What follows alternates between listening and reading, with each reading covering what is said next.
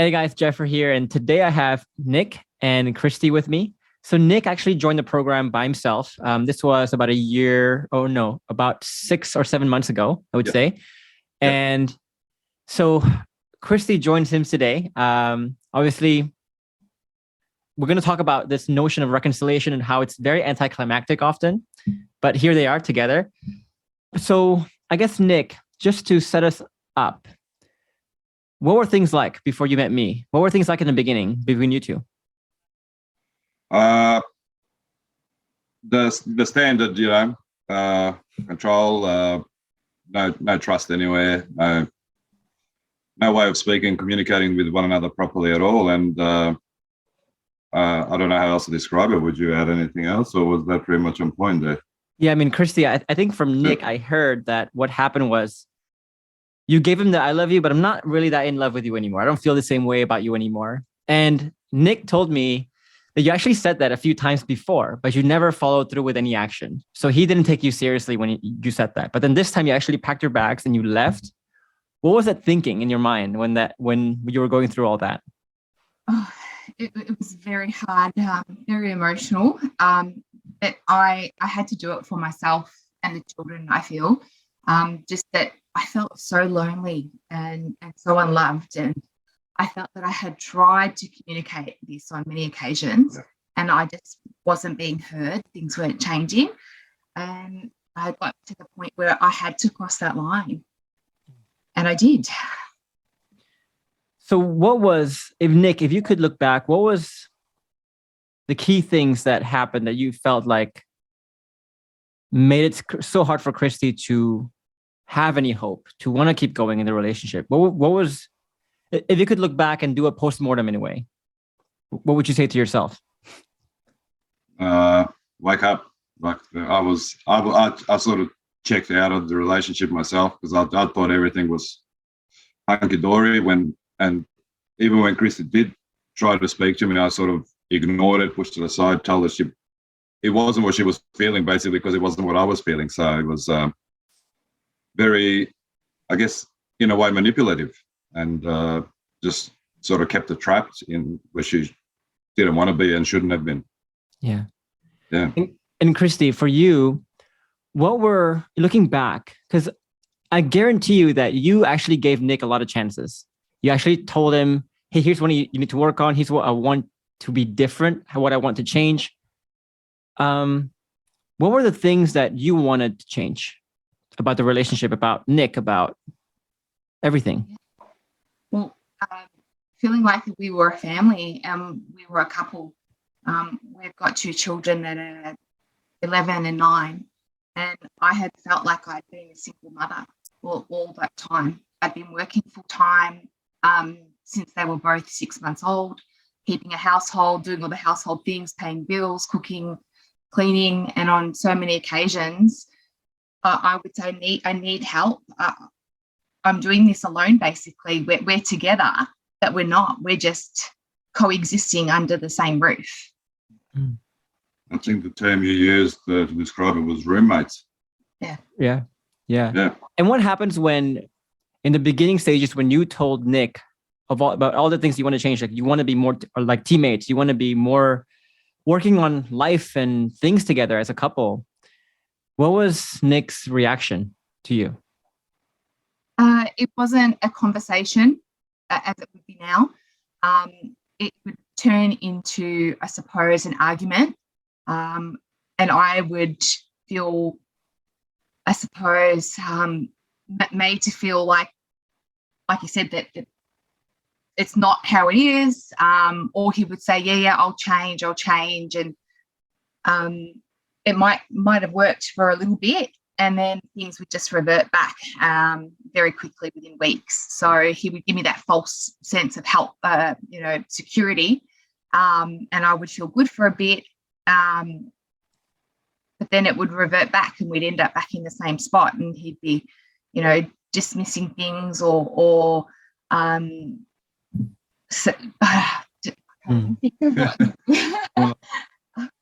No, it's really common, right? Which is why I think, Nick, you know the program very well, and we say there's no shortcuts here. There's no faking anything. You got to become who you say you want to become. You got to become someone who's actually valuable. Yeah. But wanted to go into your thought process here. So obviously, Christie was trying to tell you all the things that you need to do to change, all the ways that she wasn't happy. Why didn't you listen to that? What was, if you could look back, what was the resistance to accepting that, hey, it could be me, it could be my fault here, let me do something about it? What was holding you back? I would say the biggest thing would have been ego, because no, that couldn't happen to me. There's no way. That is how she could possibly feel. We've been together for so long, and I just refused to actually. I listened to it, but I never heard it. If that sort of makes sense, because it was always just no problem. And like Christie mentioned, I would try something different, and it would be okay for a week, 2 weeks, 3 weeks, and then just go back to what I've always known. Yeah. And that was the worst part, is thinking that I knew what I was doing when I was in, I would say, hopeless, which is, I would probably go hopeless almost. I would almost go to that extent. Actually, I would go to that extent. It was hopeless, yeah. So I want to touch on, I want to debunk that and kind of deconstruct that a lot deeper in a bit. So just to recap, right? In the beginning, it was, Nick, you were stubborn as heck. You were probably making yourself quite unhappy as well, making your wife pretty unhappy. Christie, you were trying so hard to try to figure out, how can I get through to him, how one needs to change, how unhappy I am, etc. He's not listening. Or when he seems like he's listening, he can only do his changes for like a couple of weeks, and then he goes back to his old self again. It's not going anywhere. So you left. I mean, how done were you at that time, Christie? Oh, out. Yeah. Absolutely out. So Nick, when Christie was out like that, what did you do? Yep. Before you found the program, of course, you tried a bunch of things, I bet. I want to hear from your perspective too. Well, I was in shock, to be honest, that she actually did leave. Like, I never thought I would, in a million years, that would happen. And I'd say that was probably a good, maybe a week where I didn't even know what to say or what to think. It was just one big blur. Like, it was surreal. And I happened to be on YouTube one day, and I think I typed in, I'm trying to think the exact, like, how do I get my wife back, or something along those lines. So, and a whole bunch of videos came up with, and I clicked on one of them, and it was literally just telling me what to tell her to trick her into returning back. And I didn't really, at the time, I think that's when it sort of finally sank in that what I had been doing that all along already with the YouTube videos. And one of the videos on the sidebar happened to be one of your videos. And I happened to click on it. I mean, I'm over the moon that I did. And and here we are today. So it was, I was heartbroken at the time.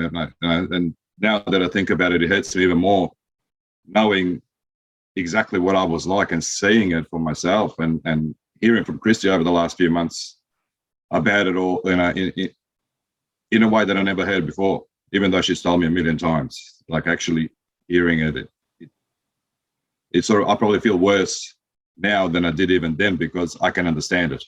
Yeah, you're aware of your own shortcomings now, which is a very humbling thing to feel. Yeah. Christie, when you found out that Nick joined the program and he was starting to make all these changes, what did you think? How did you feel about that in the beginning?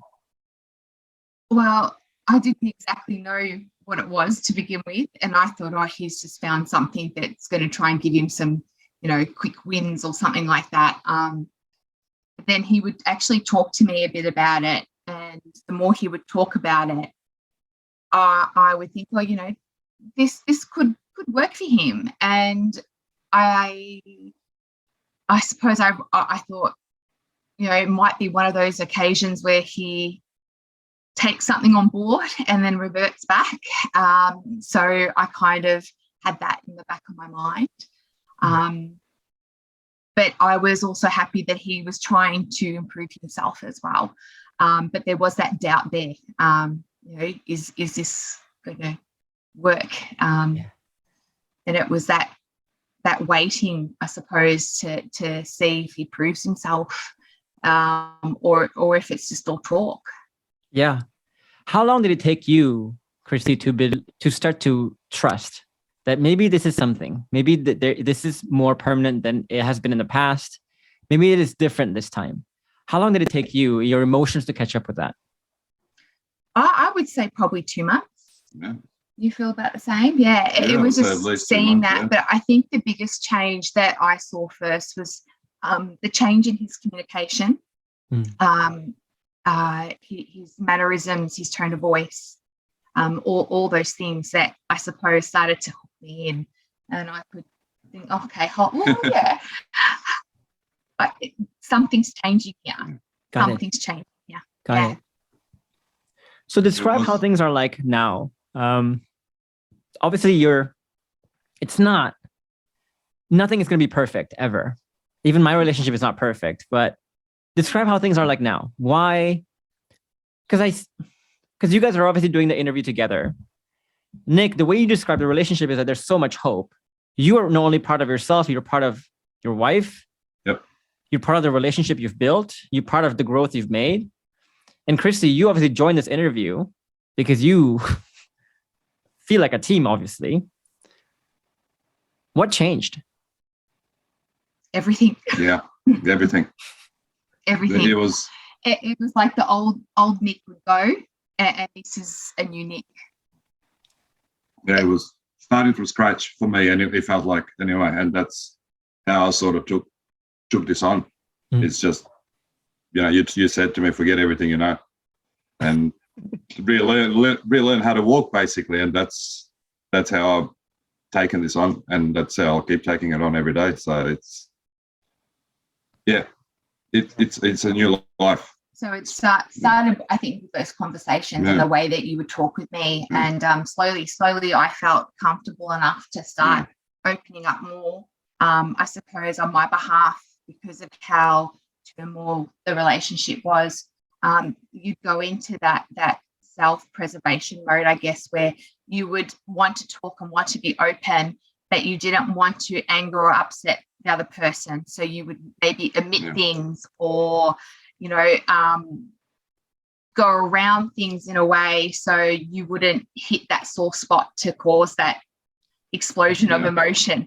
But the way he was communicating with me, slowly, my walls came down, and I didn't feel that I had to do that anymore, that I could just be direct and say it, and I wouldn't get that explosion of emotion. And that's where we, I suppose, really started to build those foundations. Got it. And the connection, I suppose, started to come back just from that. Got it. Yeah. So I want to dive deeper into that first point, which is, and Nick, you know this very well. And I always say, it doesn't matter how unique you think your situation is. The causes for divorce is always the same. It's not communication issues. It's not that you guys have differing ideas. It's not all these things. It actually goes deeper than that. People get divorced when they don't feel that safety any longer, that emotional safety any longer, right? Because if, let's say, you have all these problems in your relationship, you have baggage and you have conflicts, but you have the safety to both express and listen to each other and actually resolve it, the conflicts no longer become issues. It's no big deal, right? They become big deals only when they exist, the problems exist, but then you have another layer on top of that or below that, which is, I can't even talk about it. So I lose if I share, like what you were saying, Christie, if I share this, then he might blow up at me, which is the active toxic phase that we talk about. He might make a bunch of stoic promises, but cannot follow through, or he's just going to dismiss it and pretend it doesn't exist, pretend I'm crazy or something like that. If you add that, so you have the problems now on top of the problems where she loses if she shares, but she loses if she doesn't share because nothing will happen. That hopelessness right there is what kills relationships. It's what made you walk away, Christie. Is when you said, like, there is no win anymore. There is nothing I can get from this anymore. So if you look at the symptoms of a failing marriage, the symptoms can take on so many different forms. But the root of it is always the same, is that lack of safety. And when you fix that, just like what you experienced, Christie and Nick, everything changes too. So I want people to understand here that this is why we say no situation is really that unique. If you boil it down, everything falls there. If you build safety, everything fixes itself in a way. Now, my question to Nick for you is, I guess also going to my second point here. We know that safety is destroyed in a very subtle way. So it's not like you were setting out to destroy safety in the beginning. Right? It's not like you were trying to suppress your Christie, trying to punish Christie for sharing with you, etc. You had good intentions. You wanted her to be happy. You wanted the relationship to be good. But why couldn't you at that point in time? Why, for example, did you ignore Christie for so long? Why did you wait till things were very dire before you even did anything about it? Why were you so defensive whenever people were trying to point out some flaws that was with you? What do you think? Like I said earlier, I thought I knew everything. And for me, it was no matter what was said, I had an answer for it, be it made up, be it a pretend answer, or every now and then it could be an actual correct answer. But it was just not wanting to admit any wrongdoing, I suppose, on my behalf. That was there could be no imperfection with me, and that was, I think, if I go back to conversations, it was always like, why are you feeling that way? You don't need to do that. You don't need to feel like that. Nothing's happening how you perceive it's happening, or how you feel it, and I think that was the biggest push away I could have done, Yeah. I think for me, if I could look back in my own relationship, it's two things for me. As a guy too, as a man, it's two things. One is this notion of what it means to be a masculine figure, right? Yeah. A leader. We look at people like Andrew Tate. I don't know if you know him in Australia, but Andrew Tate is this guy who's really big in the social media right now, and he's teaching men basically to be strong. But the way he does that is that men should have no flaws, no weaknesses, kind of thing. And so we also look at characters like James Bond, for example, and we look at that as like the masculine figure that we need to aspire to be, where if you can be perfect, if you always know the answer, if you have no flaws, then women will come swooning all over you. Yeah. And we believe this like narrative that if you are perfect as a man, your partner will want to be with you, will want to be around you. And so when you find that your partner is not really happy and you believe in that paradigm, it starts to become an attack. Where if your partner says like, hey, Nick, I'm unhappy with you. You're not making me very happy. It's now saying, you make a lot of mental acrobatics in your mind and you say to yourself, there's something wrong with me. There's something wrong with me as a man. I've done something wrong as a man and I suck. And when that happens, you start to become very defensive yourself, self-preserve, and you, from your defense mechanism, start to like act out a lot more. And this acting out can be, let me just pretend this problem doesn't exist. Let me explain myself away from the problem to convince her that it's not really a problem. Or let me just say I'll work on myself without really knowing what you're working on, really. Right? Well, yeah. So it's this wrong paradigm, I think, of what being a man actually means. The second thing, I think, for me was also the misunderstanding of what it means to be a leader as well, right? So we talk about this notion in the program as like the difference between perfect product and perfect process. Yes. And I think people often think that a good relationship often needs to be the perfect product where we don't fight, there's no problems, anything like that. And so whenever there are problems, then again, it shows that, oh, you're doing a bad job. So you need to be defensive a bit. While here we're saying you need to be the perfect process, meaning that there's always going to be entropy, there's always going to be conflicts, but it's how you turn those conflicts into positives. So let me pause there. Did that kind of resonate with you? 100%. And Christie, did you feel like Nick was falling for those two things too? Yes. 1000%, I think. Yeah. Yeah. And so let's talk about that. Let's talk about the first thing, which is let's change the definition of what it means to be a masculine man. And I want to hear from you here, Christie, right? Because again, there's so much misconceptions around what it means to be a leader in a household, to be a leader as a man, etc. When you look at men who thinks they're so perfect, like Nick was back then, like, is there any part of you that is at all attracted to that? No. You want somebody who's going to show they're vulnerable. And by the sounds of what you're explaining, this perfect man is, they don't show that soft side or that understanding or that caring. It's like that they're this big macho man and nothing affects them. And that to me is not something that I would be, attracted to or desire to be around. So why do you think, like, if you look at a lot of the dating philosophies, right? A lot of younger women, especially, they like that. They like that bad boy kind of guys. They like that know-it-all. They like that James Bond-esque kind of character. Why do you think women kind of fall for that usually? Well, I think that's something that's just portrayed, like all types of media put those images in our heads that's what is desired, that's what's attractive. That I think quite quickly they find out that that's not the case. They might be looking for that initially when they're on those dating apps or doing anything, but then quite quickly after a date or two, they find out that that's really not what they're after. Mm-hmm. I think it's too shallow. It's too shallow. And I think the way my partner kind of presented to me was, at first she was attracted to that side of me, of like the side of me that was always knew what to do, always assertive, always like, hey, let's go. I know what to do here. Let me rescue you. Let me save you, etc. But that's only attractive in a short-term sense, in a short-term relationship, because really, we're not really falling in love with that person there. We're really falling in love with the idea of that person, with the utopian version of that person. But then you realize that after the honeymoon period is over in a long-term relationship, you know what? This perfect guy, James Bond, has a lot of flaws. Like, I bet, okay, if you spent a week with James Bond, you will say, oh my God, this guy has a lot of issues. A lot of issues that you can't see from the surface.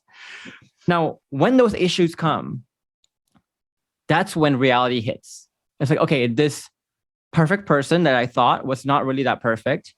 And this is where a real problem comes, because what she said was, what's the hardest thing is when you think, the hardest thing is being with someone who thinks they're perfect.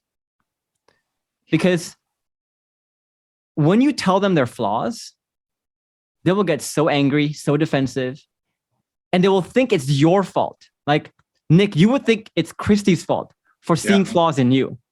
Yeah. Right?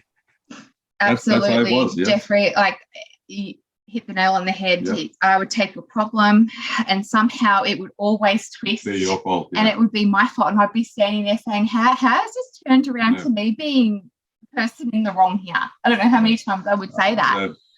Very often. When I was coming from a problem and somehow it turned into...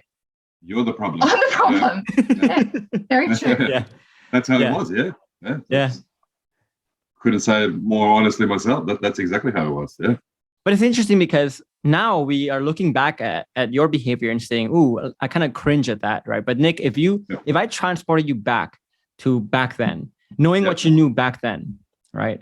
You'd be thinking like how a lot of people watching this right now would be thinking, oh, other men may be having a hard time accepting their own flaws, but not me. My problem is really my partner. My problem is not with me, right? So to make all these exceptions, but what people don't realize again is that these exceptions you're making, these justifications you're making right now, if you're listening to this and you're saying, oh, my case is different though, that's part of the problem, is that disguise, is that lie that your brain is telling you, because your brain is trying to preserve yourself. It's trying to protect yourself. Yeah. Right? You're so scared of confronting your own problems that you have to point it somewhere else. That's what we call like victim mindset, fundamental attribution error. I mean, so bad, right? Because at that point, Nick, I bet you convinced yourself that how right you were. Oh, 100%. Yeah. Always about anything and everything. It was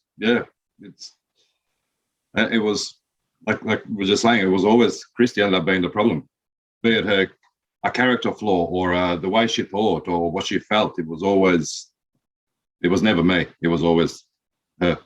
Yeah. And exactly like you described, I was perfect. You know, in my head back then, with that mindset, I was flawless. And I think, Christie, that made it even worse for you, because it's like, what do you say to this guy, right? You could tell him, you could like give him any evidence you can give him. You can give him any feelings you can give him, but somehow he will twist and bend everything you say into somehow it's about you, that he's perfect one. It's like, what do you say? It's like trying to argue with someone who is not logical. It's impossible. All right. And it really was. And you'd get to the point where you would feel that you just keep it, you just bottle it up, because you're going to go into a conversation where you're going to end up walking away thinking, what happened here? Like, yeah. And if I can add to that, I think the last probably before you actually left, I think would probably 12 months at least, maybe even longer. But I can quite easily recognize a good 12 months there. We almost didn't even talk. Like that kind of all disappeared, and that would all be because of stuff that happened 3, 5, 7 years ago that led to that point. And like anytime she would say something, I would twist it and turn it and spin it around, where I was the golden child and you know, she was the ugly duckling in a way. So it led to came to the point where we almost didn't communicate apart from the, you know, good morning, good evening, what are we having for dinner? You know, not even, or about the kids. I don't remember there was even conversations about work or a TV show or something or a song on the radio. There was none of that. That all disappeared. And that was all due to that, as you mentioned earlier, the lack of safety to say something to one another, and the control I wanted to have. Yeah. Instead of trying to control myself, I'm trying to control everything else around me and not myself. Yeah. And it led to that. Yeah. You know. Yeah. So the takeaway, guys, for this first point is, I want you to understand just how tricky sometimes the mistakes you can make can be, right? So from the very beginning, Nick, you were trying, when you first heard me say the word safety, you knew you wanted to create that for your partner, for Christie. Yeah. But what often happens is you don't know that what you think creates safety, which in your case was, let me try to control the situation. Let me try to paint myself as a perfect person. Yeah. If I can do that, if I can paint myself as a powerful person, powerful male figure, then maybe she can feel safe with me. That is actually the opposite, doing the opposite. That's actually making 100%. Her feel more unsafe. And so the first thing is, you know, I think the concept of safety is a very easy concept to understand on the surface, but it's a very difficult concept to understand, to execute in real life. And I think that was what you felt too. Yeah. And often it's difficult because we remain blind to it. So for example, when you told yourself back then, oh, if I just do this, if I become this person who is a perfect product all the time, I will create safety. Your brain told you all these reasons and justified all these reasons why that's the perfect rationale. That's the perfect way to go. That's the best way to go. And so people were trying to tell you left and right, don't do that. But you were creating all these stories in your head of why you should do that, the wrong thing, and go further and further into the wrong thing, right? So one quote to take away, guys, from this one is, you cannot solve your problem using the same thinking you used to create it.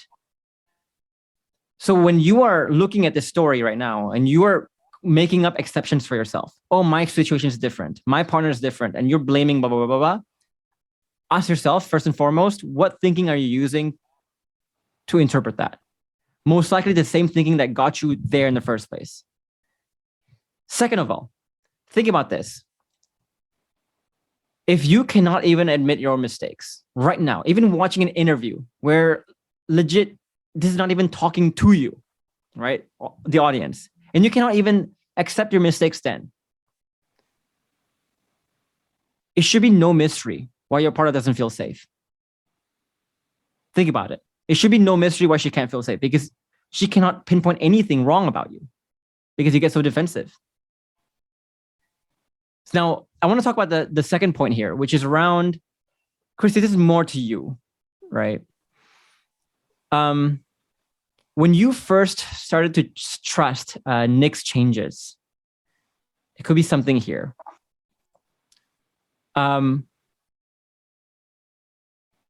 Were you trying, like, I guess, how tough were you grading Nick at that point? Was I waiting for him to slip up? Yes. Yeah. You're waiting for him to slip up, right? Yeah. Totally, because the safety's still not 100% there, and you're sort of got one foot in, but you're still waiting for, you know, for it all just to disappear as what would happen over and over again. So yeah, there was a lot of, you know, one little slip up and your walls would just come back up. Yeah. Nick, did you feel that? Did you feel like you were under close watch throughout the whole few months there? Under the biggest microscope in the world, like that. And if I can go back to the point of the product versus the process you made earlier, like I think at one stage, maybe a month and a half, I was in the program maybe 3 weeks at a time or thereabouts, 3 or 4 weeks. And I think I tried to sort of sell the product. I tried to market this perfect product, I think, at one stage. And from memory, she basically told me where to go. Like,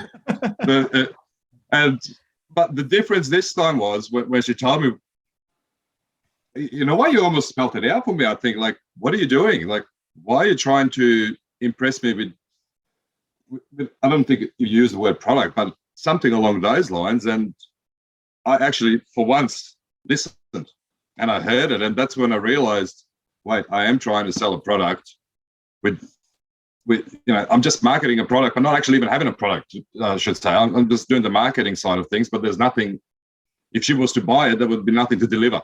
Yeah. And that's when I realized, so that's when something clicked in my head and my brain and said, okay, I need to do this thing properly and really commit myself to the process so I can build a product eventually. Yeah. Yeah. When you were under the microscope, Nick, because sometimes, you know, Christie, I don't want to read too much into your life, into your thought process, etc. But I know for a lot of my clients, their wife actually tests them quite a lot, right? Test them meaning like sometimes they would subconsciously make it hard for their husbands to see, are you going to slip up or not? It's not like a ploy to go like, oh, let me do this thing to see what he would do, but it's more of a natural thing where sometimes, for example, your years and years of distrust, your years and years of the lack of safety, of pent-up baggage, it comes out sometimes through anger, through just a cold shoulder, through the insane distrust, and a lot of people would call like stonewalling, gaslighting, etc. It comes out that way sometimes because you just can't help it. It's just so much baggage there. Nick, did you see a lot of that? Yes. It was almost like, I'll give you a couple of minutes and then I'll pull away. Then my wall will come straight back up. I'll say one little thing and then I'll shut those gates and good luck trying to open them, sort of thing. And but I think I didn't, you know, a couple of times I might have smacked my head against the wall in the gate, and but I didn't give it up. It was because at the end of the day, it was not only about Christie, but it was more so about me to learn who Christie is as well. And I think that's eventually how we got to where we are today, because very early on you said, empty your cup. And I don't think I did that straight away. Like I said, I did it, 3 or 4 weeks into the program. I can't remember how many modules in I was. And when I finally did that, it sort of, I think subconsciously I knew I was being tested and I knew I was under the microscope. But it in a way, it didn't really make a difference to me. Yeah.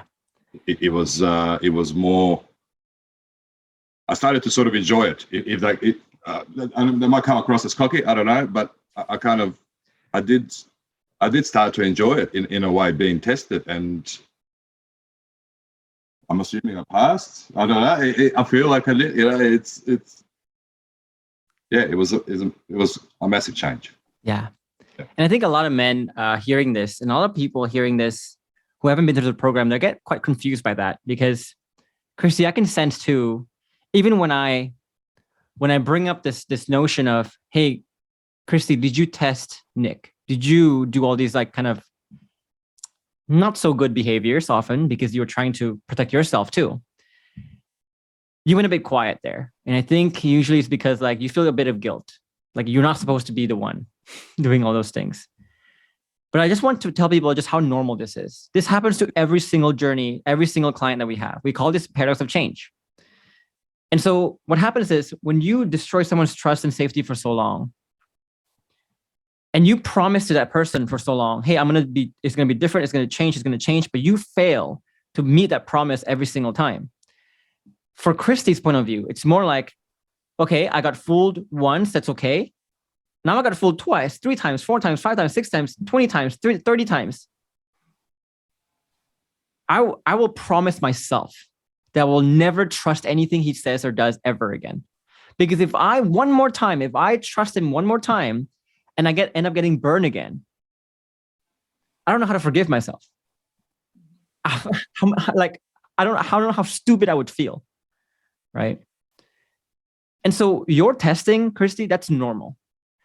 Nick, if you reverse the roles, you would have done the exact same thing. You would have tested Christie the heck out of it, right? Most definitely, yes. Most definitely. You got to make sure this time, like, is this for real or not? And when it comes to the tests, we always look at not the 99 things people do when things are easy, but the one thing people do when things are hard, when you cannot fake it anymore. Right? It's not, again, like Christie is going, like sitting in her room and trying to plan, like, oh, let me do this and see what he does. It's not like she's devising this test, but it's more of she's just doing what's natural, what feels natural to her, whether that's sometimes coming out as anger or not, because so much pent up stuff. And then maybe once a week, she goes, let me think about Nick's behaviors here. Let me look at the 100 things that he did this week. And let me look at the 99 things he did that was kind of easy to fake, where I didn't really give him hell. Things were easy. Everything was simple, not really a big problem. And in those 99 moments, even though Nick did something right, I bet, Christie, this is what was going through your mind, which was, well, yeah, he did something right, but he could still have faked it. I don't know. He could still have, I don't know. I need to see more. Yeah. Right? But it's that one moment. Let's say something really bad happens, something really intense happens. Maybe you got really angry with him. You stonewalled him to the max, you gaslit it to the max, and you made it so hard for him. Maybe the kids did. I don't know. Maybe you took away all of Nick's hope. We're never getting back together again. And you can see in a moment, Nick was still his new self. He was still the same. He was still different. He was still trying to be different. That's the one that will make you question and go, I don't know.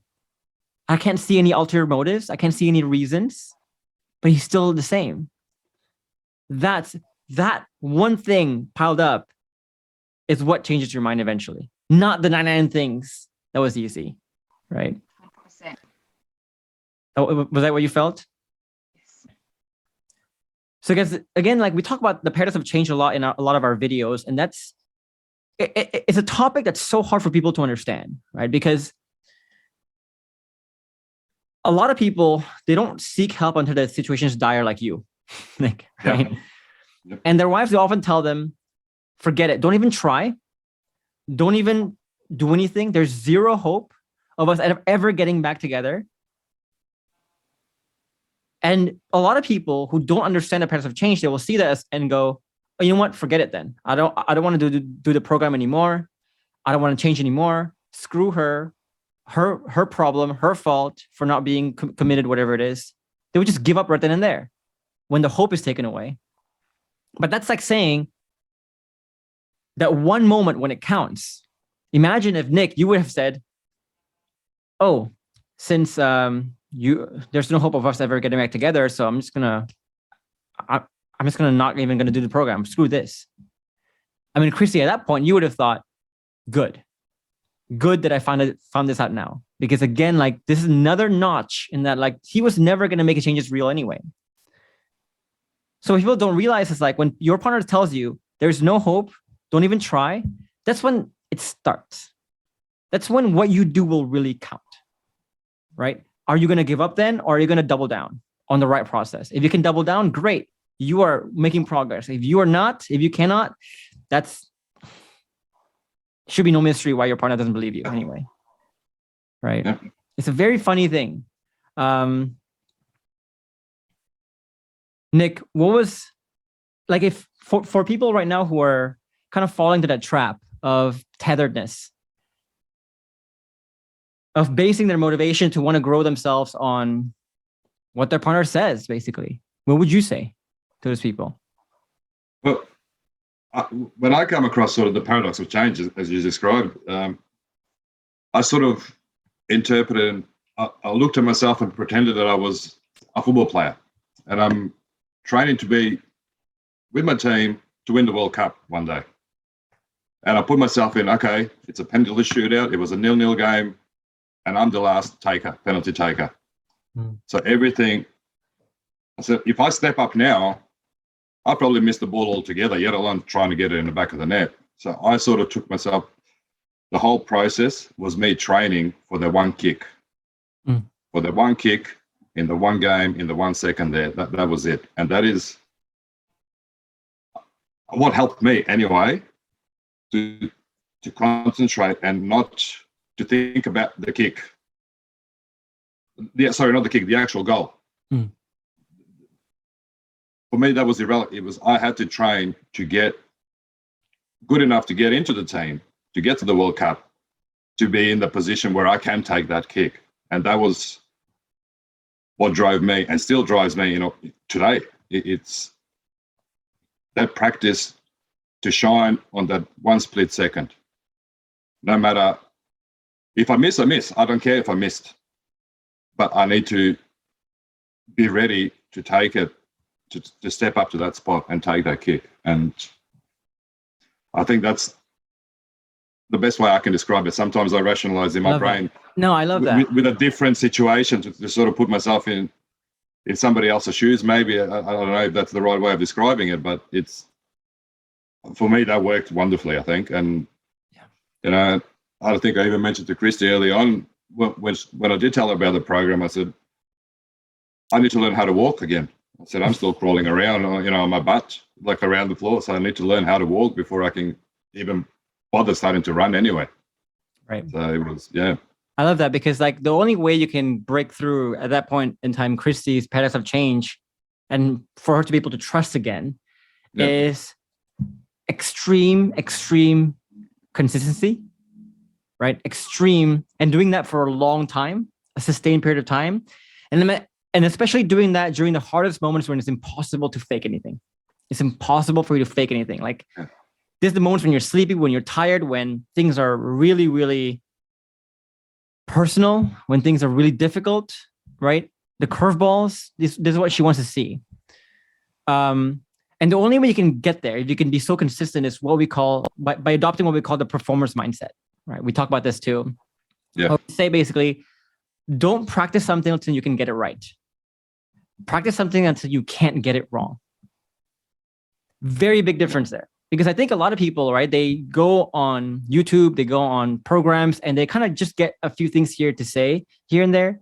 They maybe just conceptually understand something. Oh, I got to create safety. I got to do this. I got to do that. Great. So they can sometimes do it right. But what they don't know is they're often doing all these things that are wrong. And often they don't even know they're doing it wrong, kind of thing. We are different. We take it to the stage where you cannot get it wrong. Yep. Like, even if you tried to get it wrong, you cannot get it wrong. Like, that's just your programmatic way of doing things. And that's really the only way to break through that paradox of change. Yep. And that's what you were speaking about, which is that no matter what, you're going to always become this performer who is programmed. Everything, the right thing is programmed, right? Yeah. But what kept you going, though, Nick? Because like the easy excuse too is, okay, Christie doesn't want this relationship anymore. And especially if you fall into the victim mindset of thinking that everything is her fault and never yours, it's always easy to say, fine there, screw her, let me just find someone better. At that point in time, you will keep being blind to your flaws. And if you're blind to your flaws, you will never continue working on these shifts that we talk about, which takes a lot of work, a lot of time. What stopped you from getting your mind to think that way? I didn't want to be who I was. Initially, if I'm being 100% honest, I joined when I saw the videos on YouTube and I joined the program. It was with a desire to save a marriage and this relationship, but within a few short weeks, it became actually to save myself. It was because if I didn't do that, we wouldn't be sitting here. Yeah, neither. And if I didn't make that conscious effort to follow through with every single process put in place and not give up, I would have, there's no way I'd be talking to you right now or still be part of this program. I would have, posted one of those, look at me, poor me, somebody tell me what to do, what do I say? But I'm not going to do that. I'm not going to bow down to that. It's not part of who I am becoming. It's just stay on track, stay on course, and continue to grow. Christie, were you scared of that? Were you scared that Nick was just going to go, you know what, screw this then. Let me just find someone new. Like, were you afraid that was going to be his reaction when you left, or you just didn't care anymore? No. You didn't care. Yeah. So you were done. As honest you're going to get. Yeah. So she was done. Like, Christie, you were 100%. You didn't even care how he was going to react, etc. Yeah. You knew you're going to be better off making this decision to leave anyway. Either that will wake him up, great. If it doesn't, also fine. Because to me, leaving, my life wasn't going to change because I felt so alone anyway. The only difference was he wouldn't be in the house or wherever I was. It would just be me. Just be you, yeah. How I felt anyway. Yeah. Yeah. Nick, doesn't it amaze you how your wife can be in this position where she was so done and you were so oblivious to that? Like, think about the lies you had to tell yourself, right? To keep yourself oblivious for so long. Yeah. And not only just lying to yourself, but convincing yourself that the lies are true, despite all this evidence staring you in the face of the contrary. Like, it's amazing to me how the mind works and how your confirmation bias can just push you so far into one direction. Your blindness can push into one direction, right? It's unbelievable, yeah. Yeah. Well, so when you joined the program, what was the thing that got your mind to get away from this victim mindset and blaming your partner, thinking you're perfect, and really finally starting to see your own flaws, your own shortcomings, and seeing the merit in just going through this journey to save yourself more than saving the relationship? What did you see? What did you feel? What did you experience in the program to get you to that shift eventually? For me, it was the victim mindset was very difficult thing because it was, as I've mentioned, nothing was ever my fault, and if that is in a way stopped me from doing anything that I should have been doing, and if I could admit it was my fault, then it was poor me, and it was I kept falling into the victim mindset was a very easy one to fall for me personally when it came to that. And the easiest way I sort of found to deal with it is, this might sound a bit silly, but I would talk to myself. Being in a car, and if I felt I was being, wrong in some way, shape, or form, I would, on the way home, I would sometimes not even turn the music on. I would just, as I'm driving, I would talk to myself in third person almost, like, and have a conversation, an argument with myself, in essence. Yeah. And get try to not see myself as poor me, but try to address, why was I in that situation? What put me in that situation? Or what did I do to put somebody else in that situation? And deal with it in that way. I think I can put myself in your shoes. I saw a lot of the same patterns in my own thinking in the past too. It's two layers to this victim mindset, right? One was, you always think victims are weak. Yeah. So whenever I talk to a guy, right, who thinks he's perfect, who's always like putting other people down, judging other people, etc., and blaming everything on other people, and I say to them, and these people are always very loud, they're always very outspoken, they're always very abrasive, and I tell them, dude, you're playing victim. A lot of times that it doesn't connect in people's brain, like, oh, I don't understand, how am I being a victim? I'm being the powerful one here. But let's look at the definition of a victim, right? The definition of a victim is someone who denies their own responsibility, which is, if you look at the word responsible, it's responsibility, your ability to respond. And they do that by pinning the blame on other people, like blaming other people, blame shifting, etc. That makes you feel powerful in the short term. Very, very powerful. Because it means that you have no weakness, and all the weakness is with other people. But what you're also saying there is, you're saying that my life, the state of my marriage, for example, the state of my life, the state of my happiness, doesn't depend on me. It depends on other people. That other people has power to influence my life, my relationship, my emotional state. So while it feels in the short term strong to blame people, you're actually admitting just how weak you are. And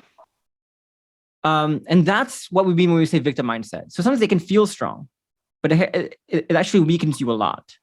Yeah. So I want people to just think about that for a bit, right? When you start blaming, I can't reconcile because my partner is XYZ. She is ABC because she did this, because she did that. It makes you feel powerful, but think about what you're saying. You're saying that your partner's behavior has such an influence on what you do, on your relationship, that you are not in the driver's seat. She is. Your partner is. Whatever it is, right? That's the weakest position to be in.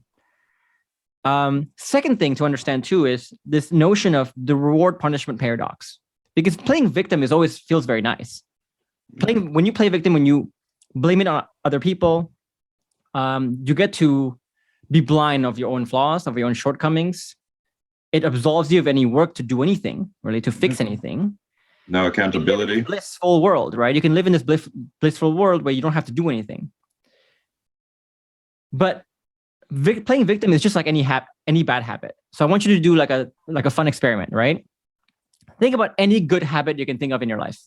Eating healthy, exercising, whatever it is. Any good habit. You'll realize that these good habits, they punish you right now. They reward you much later.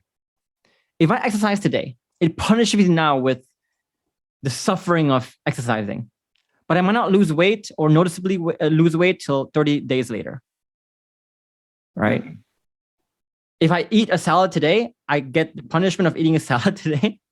But I might not get heart healthy till 5 years later, honestly. You look at bad habits, it's the same thing. Bad habits is they reward you right now. They punish you later. You smoke, I get the nicotine hit now. I'm going to get lung cancer till 10 years later.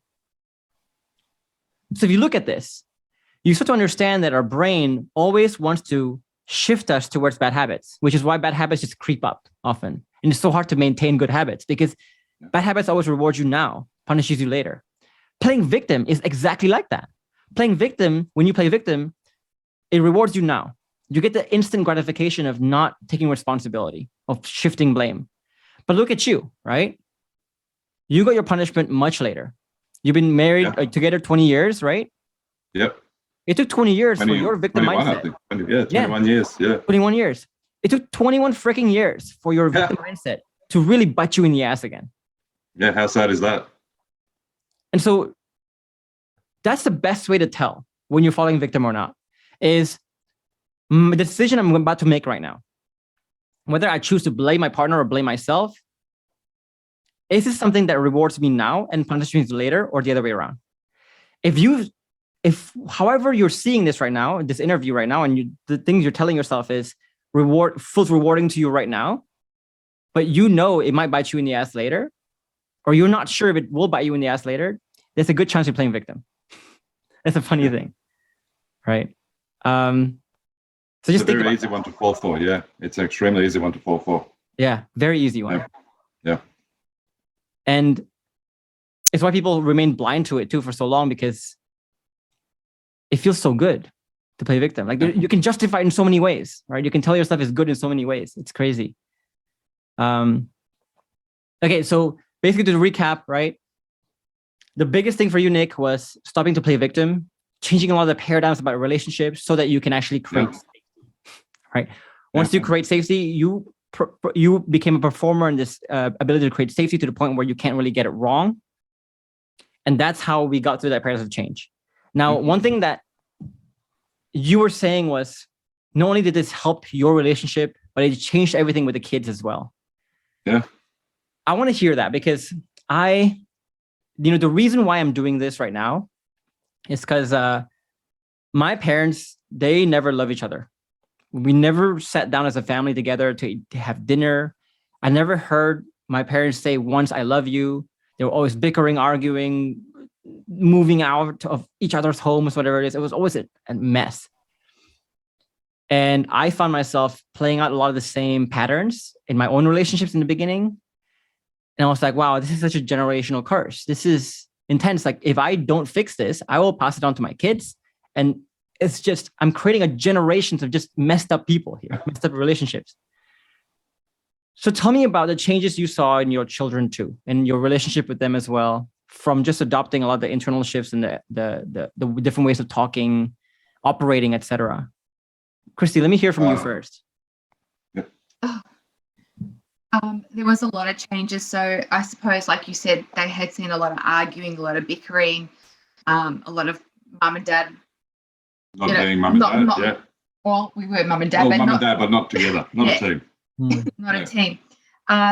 So, I mean, to the point where the girls would come up and say, "Mummy, are you okay?" After if we had an argument or something like that, because Nick is not aggressive or anything, but he's just loud and a big voice, and that really would fear them. They won't go and say, "I don't want to tell Dad this because he's going to yell, Mum." But now they're seeing a calm dad. I think he's still got some work to do, more so with our eldest daughter. But there is definitely a change where the communication it is happening. Yeah. I suppose their relationship with Nick was very similar to my relationship.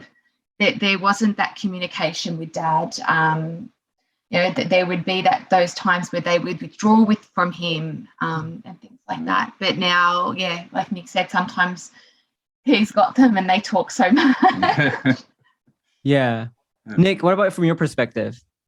I was in the biggest denial a person can be beforehand when it came to my children. I was, the best dad. And then I found out they were scared of me because I would just, my daughter would fall down and I would yell at her for falling down. Sorry, Jeff. No worries. But it's night and day. Like today, it's just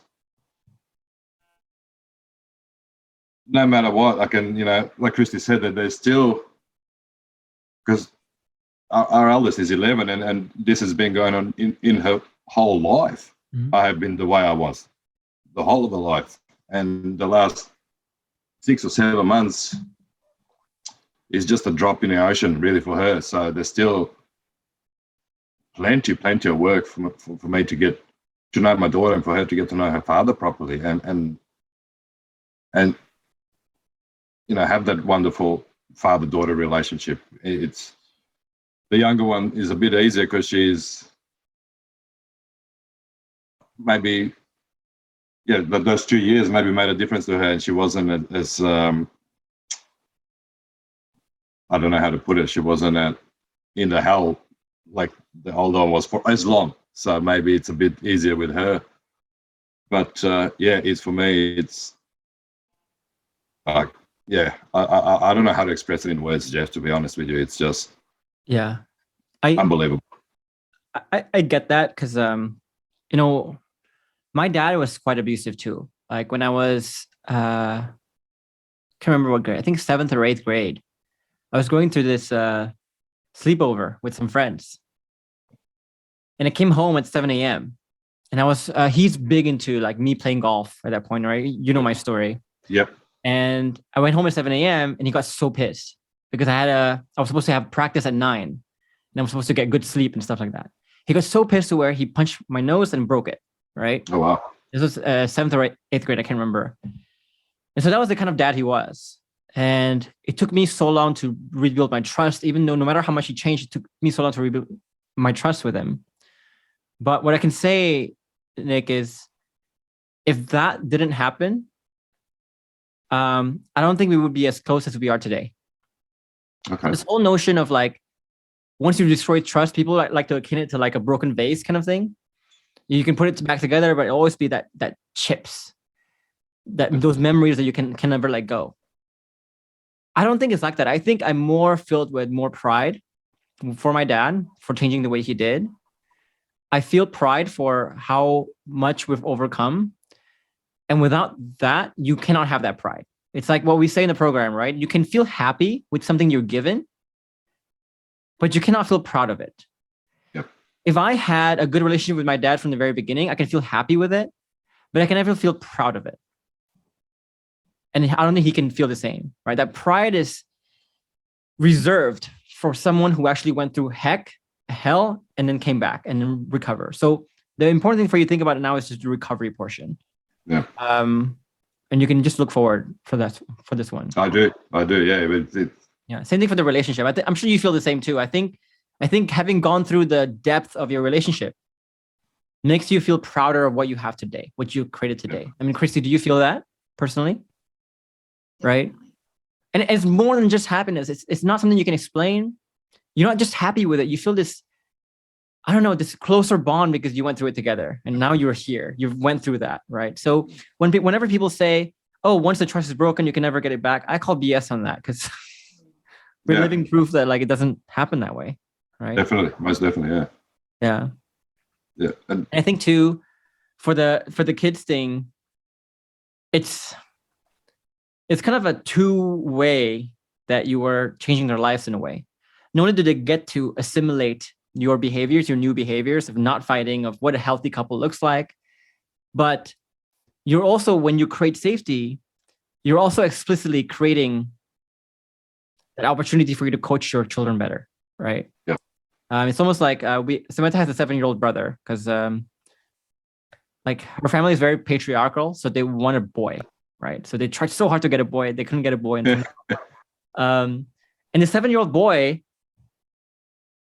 he's, he wants to do a lot of very naughty things as a 7-year-old boy. As they do, yeah.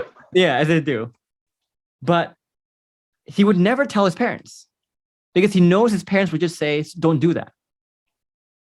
Right. So his parents never actually know he has all these desires to do naughty things, and they have zero opportunities to actually coach him on that. But he tells us this stuff, right? And when he tells us this stuff, there's enough safety for him to not only tell us, but also to listen to us as well, right? And that's actually a crucial part. It's the same thing for relationships too. It's almost like, you pretending like there's nothing wrong with your relationship does not mean your relationship is great. It just means there's no safety. And just like for you, there was so much brewing in Christie's mind for so long that you weren't aware of. Yeah. Right. And that's the hardest part about having no safety is you don't get to find out you don't have safety. Because someone who doesn't feel safety will never tell you, I don't feel safe. Yeah, exactly. Yeah. They'll never tell you that. That's right. Right. So just be careful, guys. If you are in a position where you either got blindsided by your partner's desire for divorce or her leaving, or you are in this false sense of calm where you can sense something is wrong, but your partner's not telling you anything, that anything is wrong, you're in a big danger zone there, just like where Nick was. Because that's the moment when you have so little safety that either you are so oblivious to problems or so little safety that it's gone. Right? So just be careful there. Last thing, I want to talk about this notion of two to tango. Because another thing that people like to think is, when Christie was kind of letting all the pent-up baggage and stuff like that come out and through the test in a way, it was very easy for you to say, well, if she doesn't want to try, if she doesn't care about this relationship, who cares? I can't change her mind. There's nothing I can do. What is your philosophy on that now? That's a lot of crap. If I would never. I think maybe there was. I'm trying to think back. Did I think that perhaps? And maybe I did. I can't be perfectly honest with you, but yeah, that couldn't be further from the truth. It definitely does not take two. It didn't take two for her to leave. It took one for her to leave. Exactly. It took me being how I was to push her away. So it wasn't we didn't agree to separate. It was just I'm done. As you heard it from her, it works also in the other direction as well. And yeah, that's the best way I guess I can put it, because yeah, yeah. I don't know how else to tell you. Yeah, because also, like, I think the sad part is, and Christie, I want to get your thoughts on this too, right? Okay, so let's first talk about what we mean when we say it doesn't take two to tango. Really, it's understanding that environment and culture has a big deal, has a big implication on people's behavior, right? So when you were, for example, Christie, when you were playing out all the behaviors of not feeling safe, when you were expressing yourself through anger, sometimes through just like, forget it, I don't want to talk about this anymore. That's stonewalling in some definitions. You weren't doing that because you are an asshole, right? You weren't doing that because like you were not committal. You didn't leave Nick because he wasn't, like, you weren't not committal. You were very committed. You were very loyal. You wanted this to work for a long time. You wanted to communicate. So the moments you stonewalled was not because you are a bad communicator, right? It's not because you had bad intentions, but it's more of a self-preservation thing because of the lack of safety, right? It's a defense mechanism in a way to protect yourself too. So here's an example where your environment, the culture, the relationship that Nick created affected your behavior quite a lot. And I think you can see the flip side of this now, where when there is safety, when there is good things, you don't do those things anymore. You don't respond in these toxic ways anymore because there's no need anymore, right? Same thing with my partner too. She used to be so non-committal. She used to be so defensive every time I try to bring up things about the relationship. She used to just leave. Like there was one time we were living in Austin, she would just leave to another city. It's like, screw this, I'm gonna date other people, who cares? Right. But now, 7 years in, we're building a house right now. I didn't even touch a single email about the house stuff. She built it herself, basically, right? Because of us.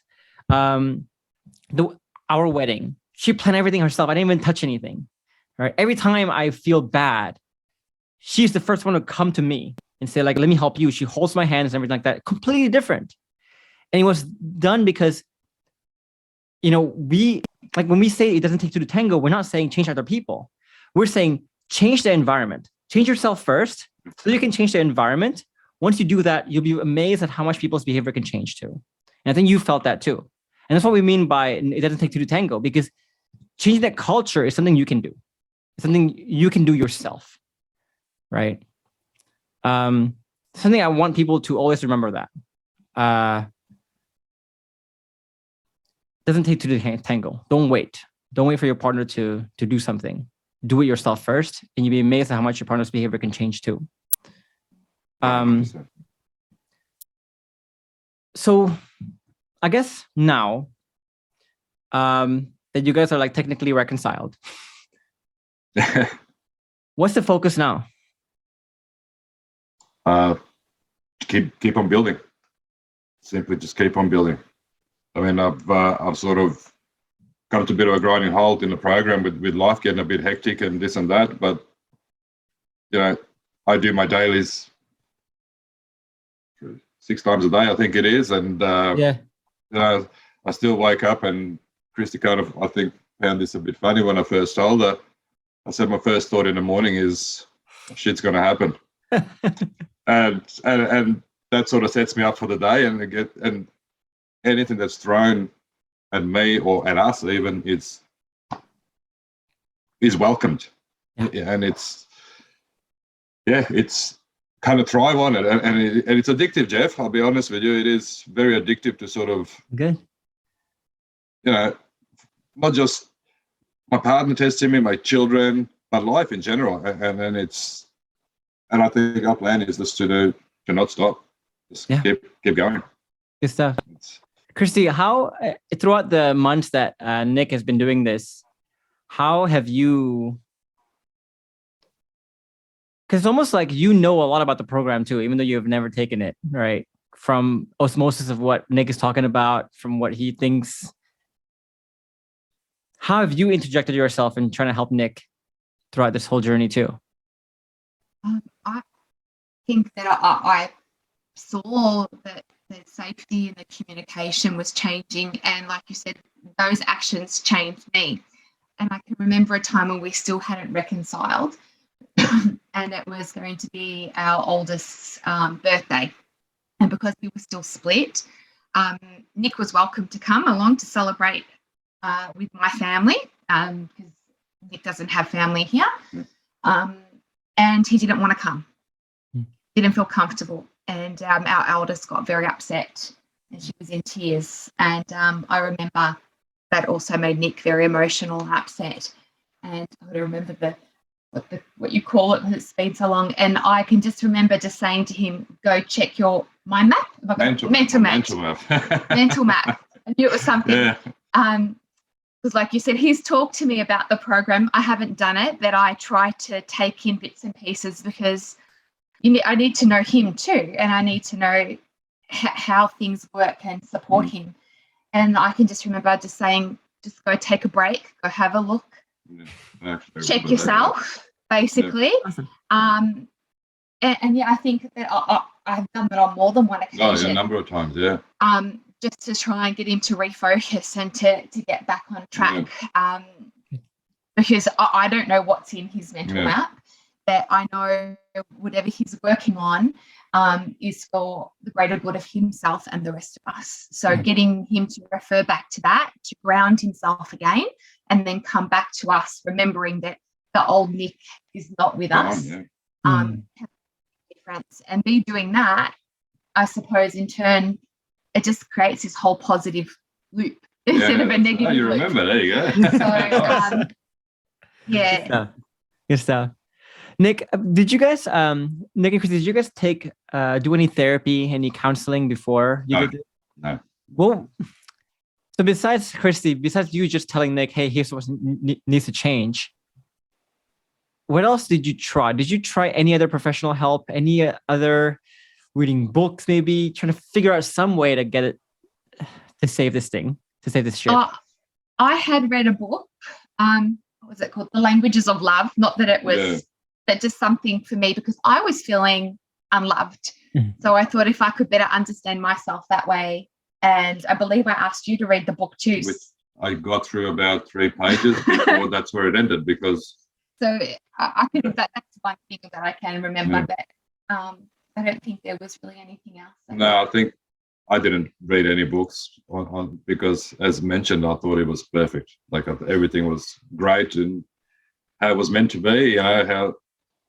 It was. Yeah. And I think what I would try to do with this program too, Christie, so you know, is because I use those resources too, like the 5 Love Languages, Gottman's books, very, very famous guy. Those are often not the root of the problems, right? Because like you read that because you didn't feel loved. Yeah. But then the question begs, what is the love that you're not feeling? I don't understand what that is. I just don't feel loved. I don't know why. I don't feel loved. So you read the 5 Love Languages thinking the answer is there, but really the root again is like, there's no safety. And there's no safety because of all these bad paradigms about relationships. So we really try to get to the root of like, okay, you don't feel loved? Great, simple diagnosis, but let's look at the real diagnosis here. What is the root of this thing? Nick, I guess my question to you too is what made you feel addicted to this program? What made you like want to double down on this program? Because obviously you tried reading some books and it's like, whatever. Yeah. 3 pages in, who cares? What made you stick with this one? Okay, this might be a bit of a funny way to sort of put this into context, I suppose, but we were still separated at the time, and Christie wanted to get another puppy, and the farm that we got the pup from is in this little town called Ararat, which is about 3 and a bit hours drive one way, and she was going to drive out there on her own. And I said, well, if you want, I'm happy to share with you. You drive there, I'll drive back. So, you know, we'll split it 50-50. And so we drove there, got the pup and drove back, which is by the time we stopped, you know, pup to clean up the vomit a couple of times and in the car. And back in the day, that would have been a trigger for me. Like, you know, the dogs vomited all in the car. Now the car's filthy. It's going to smell. We have to clean it all up. It's a brand new car. But none of that, not a single thought of that went through my mind. And the best part of that whole 7-hour journey, we didn't listen to the radio for 1 minute. We just talked about, if you ask me to tell you about what, I've got no idea, but we talked. Yeah. And it was amazing. It was just 7 hours in a car trip, you know. Not once did we ask, are we there yet? And I remember thinking, I looked at the sign and it said Melbourne about 30 kilometres, and I was kind of going, it's going to end soon. And I didn't really want it to. And it was just, that's when I realised, like, it was working for me.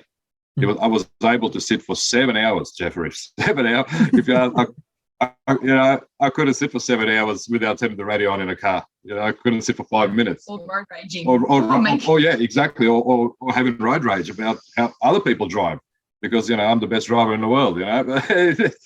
But that moment, and I remember that trip, and for me, that was like, yes, I am doing something right for myself for once, and it had the snowball effect of working its way into my relationship and with my children, and between Christie and I, and, you know, also at work and with friends and family, and it's just a massive snowball effect after that for me. Yeah. Good. Yeah. Christie, was that? I'm guessing those were the moments that really got you to say, "Yeah, this is changing." Yeah, because I knew what some triggers were, and I was not seeing it happen. and it was a big surprise, actually. But it was really nice. And I think that's what really helped us to reconnect, is seeing that, oh, okay, he's not exploding the way he usually would. And, again, it wouldn't happen again and again and again. And you start to think, okay, this is real. Yeah. Yeah. This is a real change. This is somebody who has really taken a hard look at themselves and doesn't want to be that person anymore, and wants to be involved and live their life and, have us in there. And there was times where he would say, whether we reconcile or not, he's going to continue to walk this path. Yeah. Christie, one thing I want to leave you with is an interesting thought, because a lot of my members feel this, a lot of my clients feel this, is I akin this journey that Nick went through, almost like becoming a magician in a bit, right?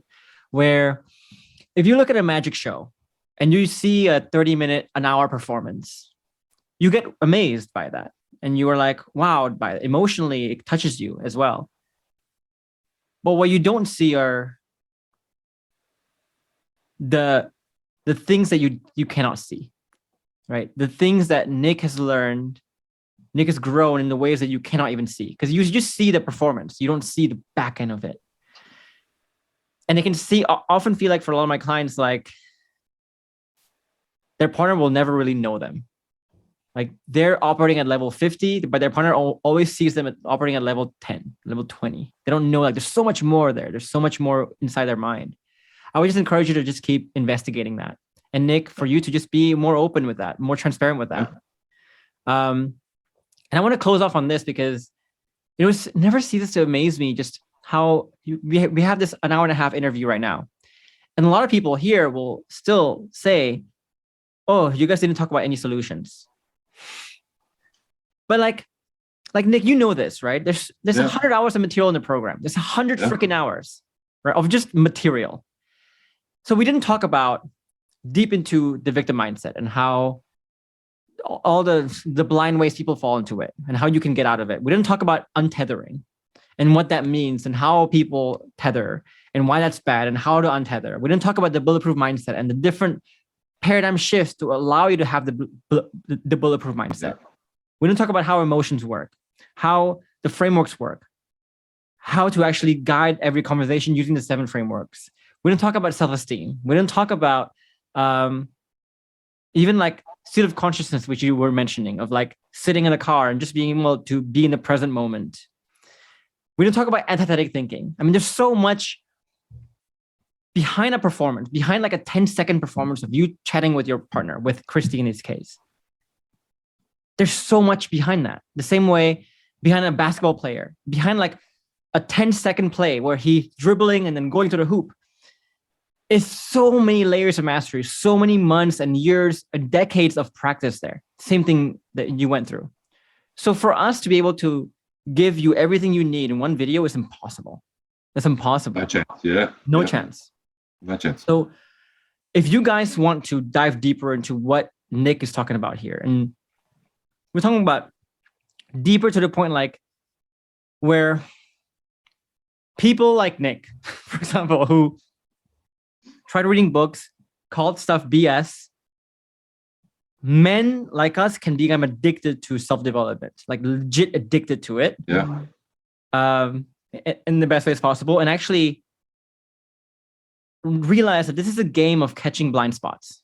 Right? I can tell someone, hey, you need to create more safety. Hey, you're falling for the victim mindset.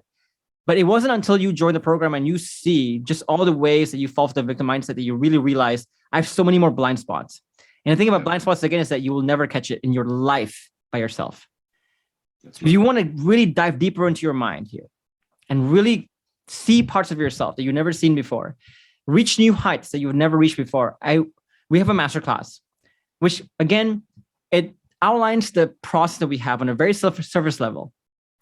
But you get to see how all this kind of fits in together and how someone like Nick and Christie can get to where they are today.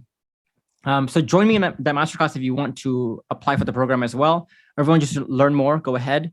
That masterclass is about an hour and a half, so just plan for that. And also, just note that we are currently only accepting less than 7% of clients. So be sure in the application, you pay attention to the application process, you fill it out properly, because we are very selective with people we work with. I guess closing words from each of you. I want to hear from Christie first. For people, for both the men and the women, right? If you were staring at a couple right now, going through what you were going through, where the wife is done, the guy is clueless, what would you say to each of them, Christie? Oh, but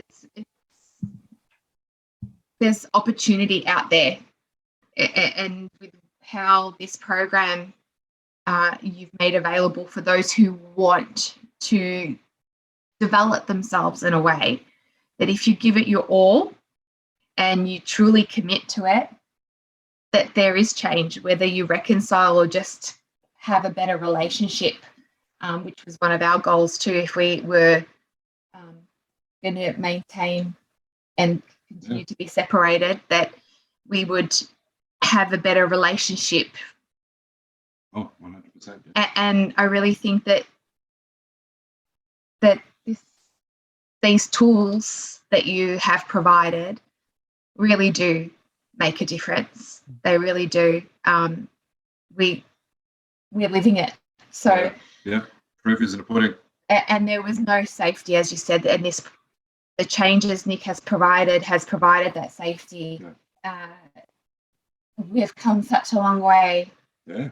That it does. If you really, I think you really need to have an open mind. I know sometimes Nick is on the Facebook group and he'll read bits and pieces out and we'll discuss them together. Yeah. But yeah, there is hope that, you know, nothing is totally broken. It can be rebuilt again.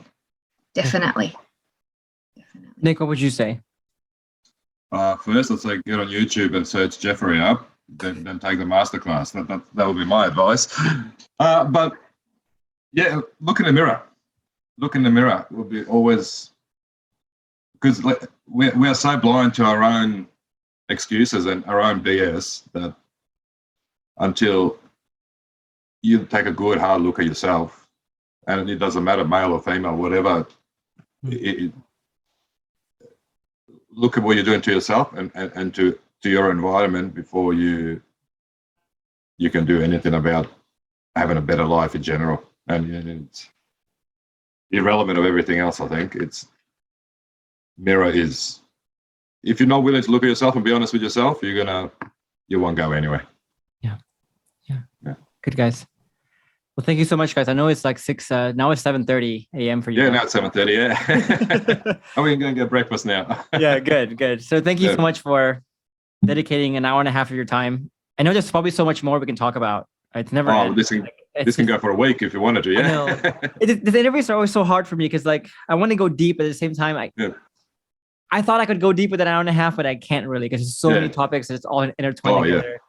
But yeah, thank you so much, guys. I hope that was helpful for you guys too. Thank you so much for having us and for everything you do, Jeff. We really appreciate it. Christie, thank you so much for being vulnerable as well. I know you weren't part of the program, but I know this program has touched you in a different way than it has touched Nick, I guess. So thank you for joining us. And yeah, keep me updated. Of course, 100%. 100%. We'll do another one of these in a few months. That's it. Perfect. All right, Thank you, Jeff. We'll chat Have soon. a good one. See you, mate. Bye, guys. Bye.